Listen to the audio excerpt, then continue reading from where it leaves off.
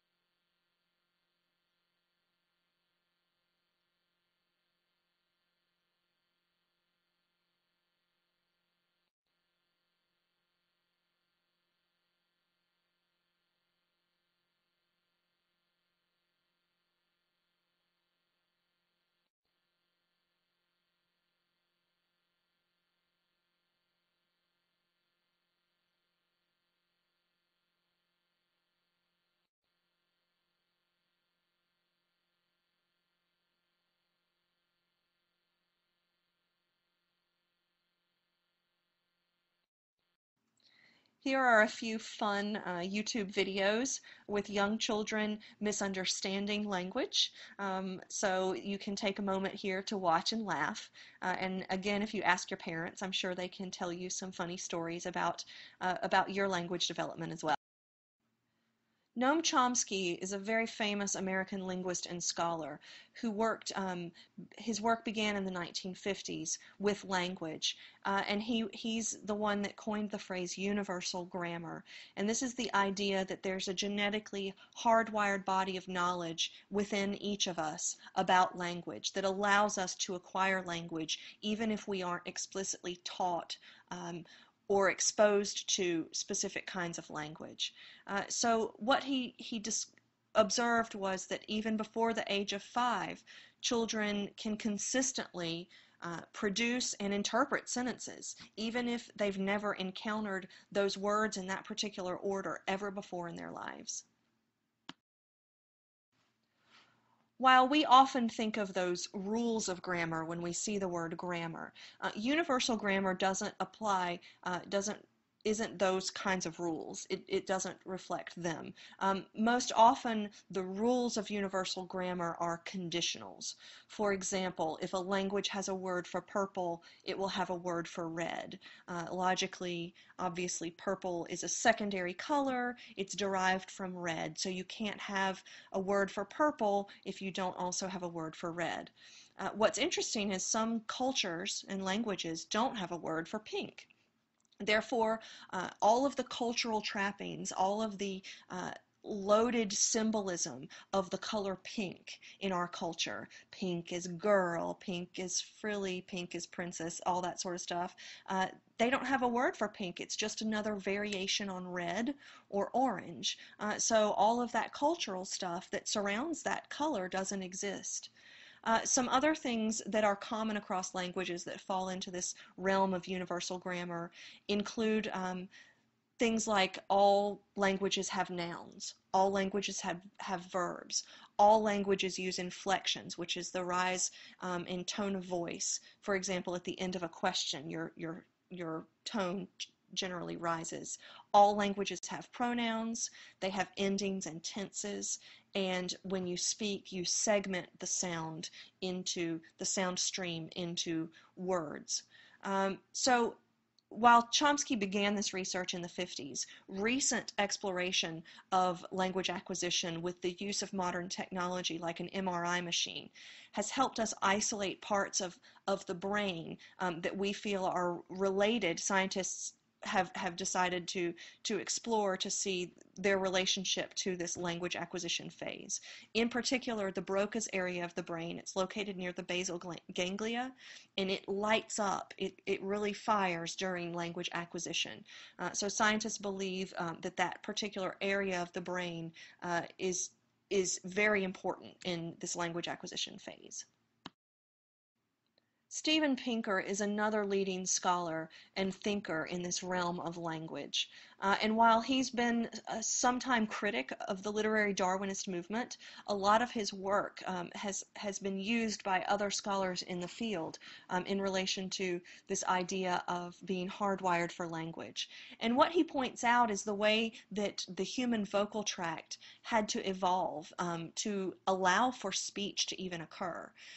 So because the mouth and the throat have to be used to breathe, swallow, eat, and speak, right? Can lead to a risk of choking on food, which is a common cause of death before the Heimlich maneuver was discovered and invented. So if you think in evolutionary terms, obviously the advantages of language had to be huge to outweigh the disadvantage of being able to choke while eating because of that shared tract. So as I've said before, evolution is nothing if not efficient. It only keeps the genes that are most useful in survival and reproduction. So in that cost-benefit ratio analysis of evolutionary selective pressures, the value of language was greater than the potential danger of death from choking. So he's also, Pinker has explored the similarities and differences between humans and chimpanzees. And I'm sure you might be familiar with some of the studies where sign language has been taught to chimps and gorillas, and their ability to understand spoken commands has been documented over and over. It's important to note, however, that there are distinct differences between humans and chimps in this capacity for language. So for chimpanzees, if you're going to teach them language, it has to be explicitly taught. It doesn't just happen on its own organically. There's no language acquisition phase where these signs just are acquired from the environment. It takes explicit teaching from humans in order to develop that. And even though they can be taught, human children just pick up thousands of words spontaneously. And so there's a big difference in the ability of those chimps to acquire language versus humans. This slide also explains some of the Darwinian, the homologous structures in the throat and the larynx that allow for speech, and tracing back to the shared ancestry between humans and chimps. It's important to note that humans didn't evolve directly from chimpanzees. That's the way that missing link image that you often see moving from the ape to the human, that's erroneous, because we share a common ancestor, but we did not evolve directly from them. We branched off, so about 6 to 7 million years ago. This is an artistic rendering of a gene known as FOXP2. It was only recently discovered in 2001, and it's sort of a gatekeeper gene in that it affects other genes in the sequence behind it. And so you can see from this image just how complicated that one isolated gene. So the story of FOXP2 traces back to this family in Britain known by scholars and scientists as the KE family. So once the human genome was mapped, they were able to isolate this particular gene because this family in particular had severe difficulty with language. So about half of the family really could barely communicate at all. It was like they couldn't move their mouth and their larynx to create speech. They couldn't understand written and oral texts, and they had difficulty coordinating the movements, the physical movements that are necessary to talk. And about half the family had this. And so they looked at the genes of this family and discovered what they call FOXP2, a mutation in a gene that was broken in those who couldn't speak in this family. This gene had been mutated in a particular way. So what it's like for this family is as if you're conducting an orchestra and everybody's playing a different song at the same time, and it's just this garbled mass of noise, and they can't differentiate speech from all of that. And so once they were able to isolate this gene in humans, scientists started to look for it in other species.